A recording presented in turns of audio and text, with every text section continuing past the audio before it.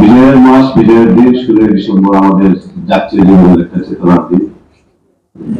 এই বিজয় দিবসের এই প্রভাবে সুন্দর সন্ধ্যায় অনলাইন প্রেস ক্লাবের উদ্যোগে আয়োজিত এই আলোচনা সভার সম্মানিত সভাপতি সাহেব, উপস্থিত ইসলামী সিলেট মহানগরী আমির, আমার অত্যন্ত ঘনিষ্ঠ বন্ধু, আন্দোলন সংগ্রাম, রাজনীতি, ছাত্র রাজনীতি সবকিছু আমরা পাশাপাশি ভাবে করে গেছি। সুসময় দুঃসময় সবকিছু মিলিয়ে এখন পর্যন্ত এই সিলেটের মানুষের জনগণের কাছাকাছি থাকার চেষ্টা করছি।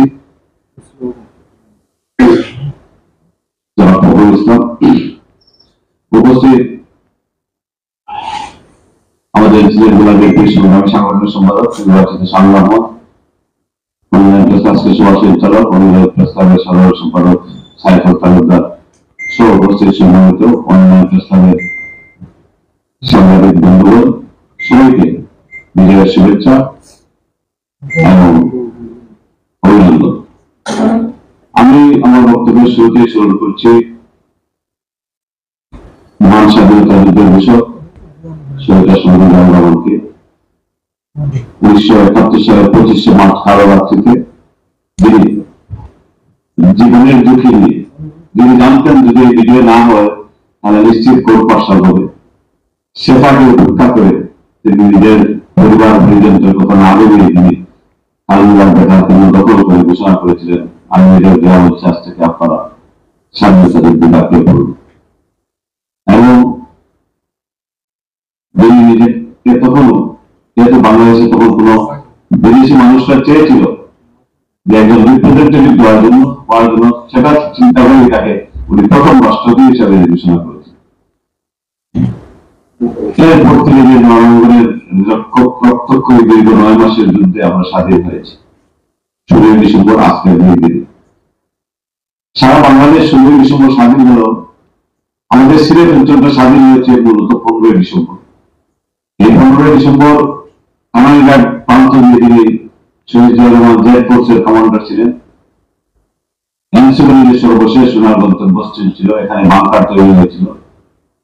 এক পর্যায়ে যখন পাকিস্তান আমাদের বাহিনীরা সেখানে গুলিবর্ষণ করেছিল, তখন তিনি বিভিন্ন শক্তির সহযোগিতায় সেই হানাদার বাহিনীকে প্রতিহত করে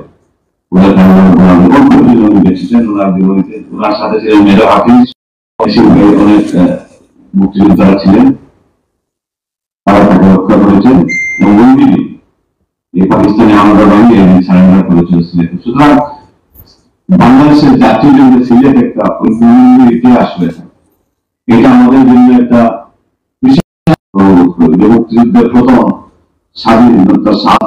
আমি স্মরণ করছি আন্ডারে বিশেষ করে বিগত জুলাই আগস্ট গণঅভ্যুত্থানে আমাদের সন্তানেরা ছাত্র জনতার অভ্যুত্থানে যেসব শহীদরা শহীদ হয়েছেন, অনেক শিশু শহীদ হয়েছেন, অনেক সন্তান শহীদ হয়েছেন, অনেক ছাত্র শহীদ হয়েছেন, অনেক শ্রমিক শহীদ হয়েছেন, অনেকই শহীদ শাহাদত বরণ করেছেন। সেসব সম্পর্কে আমি মহানগর আলমের কাছে গ্রামবাসী করে তার জন্য দোয়া করছি এবং যারা আহত হয়ে এখন মৃত্যুর সাথে ফাইনাল হচ্ছে তারা যেন সুস্থ হয়ে আমাদের মধ্যে ফিরে আসে সেটার জন্য কামনা করছি। আমি স্মরণ করছি আমাদের এক বন্ধু, আমাদের এক ছোট ভাই, আমার অত্যন্ত ঘনিষ্ঠ একটা ছোট ভাই, যিনি পত্রিকার সাংবাদিক ছিল, আবু তুরাব, যার বাসাটা আমার বাসার পাশে ছিল একসময়, এবং প্রতিদিন অন্তত একটিবার হলো তার সাথে আমার কথাবার্তা। বিশেষ করে বিগত তার বিয়ের সময় আমি ছিলাম, বিয়ের পরে যখন সে হানিমুনে গিয়েছিল এসে বললো যে ভাই আপনার জন্য একটা গিফট নিয়ে এসেছি। এতটুকু সম্পর্ক, আমরা গিফট যখন যিনি আসতো ভালো হয়েছে, ভালো লাগছে, সেই ছেলেটাকে আমাদের চোখের সামনে আমরা হারিয়েছি। এখন হৃদয়ের কাজে রাত্রে যখন মনে হয় আর কোথা সত্যিকার মন শান্ত রাখতে পারে না, চোখের অস্ত্রটা ধরে রাখতে পারে না, নারীটার জন্য আল্লাহ কাছে করেন তার পরিবারকে এই সুখ শনিবার যৌতিক দান করে। আমরা ইতিমধ্যে সেটা আবু তুরাব চত্বর হিসাবে ইতিমধ্যে আমরা সময় ঘোষণা করেছি এই যে নতুনের সামনের পয়েন্টটা আসলে আমি বেশি লম্বা করবো না। ইতিমধ্যেই আমাদের নেতৃবৃন্দের অনেক প্রোগ্রাম আছে, আমাদের আমির সাহেব অনেক প্রোগ্রাম রেখে এসেছেন। একটি কথা বলতে চাই,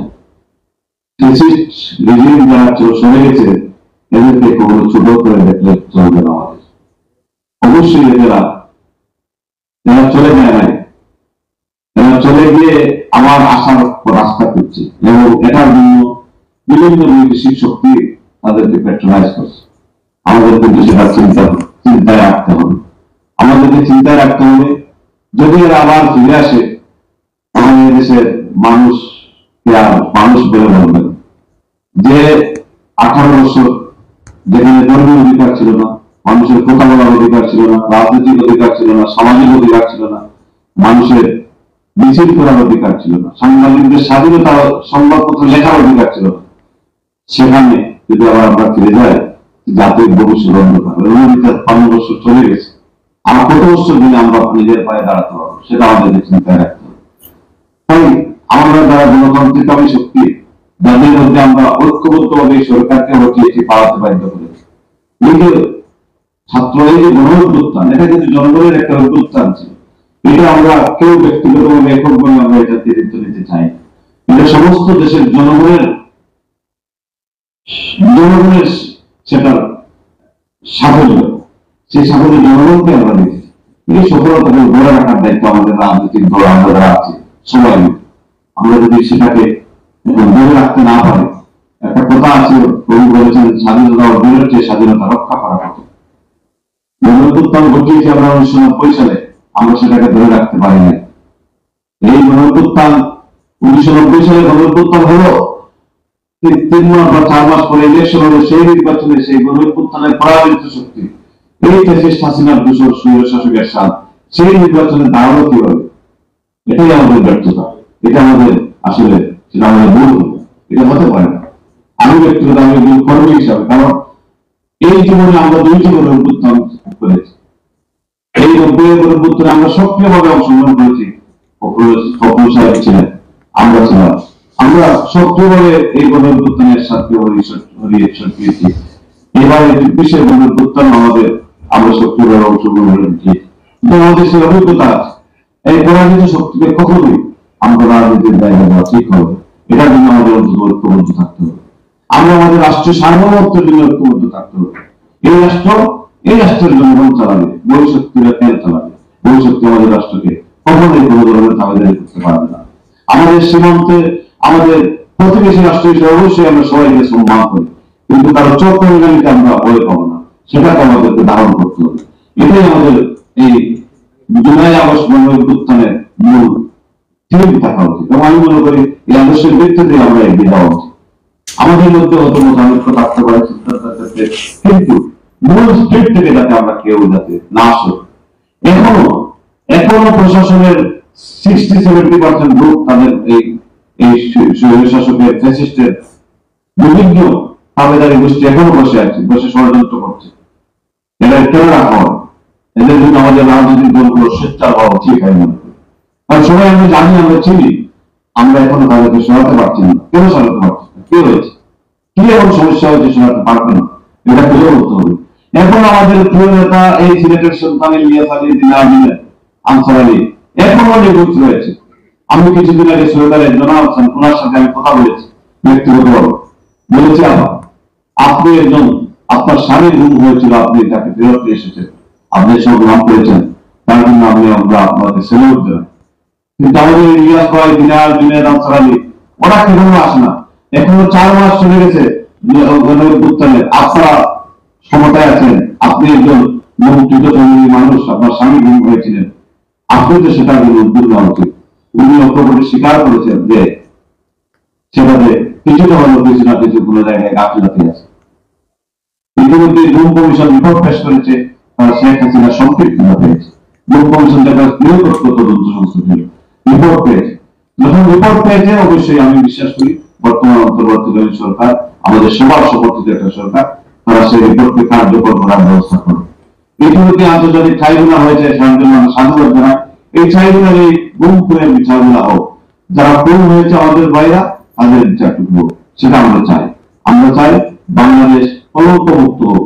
এই ট্রান্সপারেন্ট হতে যারা এইসব খুনের সাথে জড়িত, যেসব পুলিশ খুনের সাথে জড়িত, যেসব ছাত্রলীগের প্রেরণা জড়িত, অস্ত্র হাতে তারা গুলি চালিয়েছে, আমাদের ভাইদের উপর গুলি চালিয়েছে, আমরা গুলিবিদ্ধ হয়েছি, আমি নিজে গুলিবিদ্ধ হয়েছি, আমার শরীরে ঘনিষ্ঠ গুলি আছে।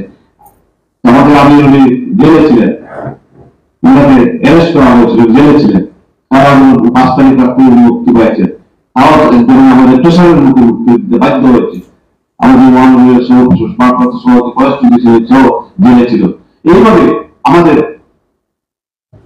আমরা ফেস করেছি, এদেরকে বিচার করতে হবে। কেন বিচারে বিলম্ব হচ্ছে? কেন আওয়ামী লীগের কোনো অনেক চিহ্নিত সন্ত্রাসীদের গ্রেপ্তারের পুরো উদ্যোগ আমরা তেমন ভাবে পরিলক্ষিত হচ্ছে না? আমাদেরকে সেটার ব্যাপারে সংস্কার হতে হবে। এখন আমাদের বিভাজনের কোনো সুযোগ নেই। অন্তত দেশে যতক্ষণ পর্যন্ত একটা গণতান্ত্রিক সরকার প্রতিষ্ঠিত না হবে, গণতান্ত্রিক সরকার প্রতিষ্ঠিত কেউ সরকারে থাকবে, কেউ বিরোধীরা আসবে, সেটা স্বাভাবিক। কেউ যদি সমালোচনা করতে পারেন, সেটা স্বাভাবিক। কিন্তু মূল প্রশ্নে কিন্তু আমাদের কোনো আপত্তি বিক্রি করতে চাই না। আমরা আমাদের স্বাধীনতা, পূর্ণ স্বাধীনতা চাই, আমাদের দেশের জনগণের স্বাধীনতা চাই, আমাদের সার্বভৌমত্বের স্বাধীনতা চাই। সেটাই আমাদের কাজ করে বিজয় দিবসে। পরিশেষে আপনাদের সবাইকে ধন্যবাদ জানাচ্ছি এবং আমাকে এখানে আমন্ত্রণ জানার জন্য আবারও আপনাদেরকে ধন্যবাদ। বাংলাদেশ জিন্দাবাদ, বাংলাদেশ জাতীয়তাবাদী দল জিন্দাবাদ। পরিশেষে আপনাদের কাছে আমাদের নেত্রী বেগম খালেদা জিয়ার জন্য দোয়া কামনা করছি এবং আমাদের প্রিয় নেতা, আমাদের বাংলাদেশ বিএনপির ভারপ্রাপ্ত চেয়ারম্যান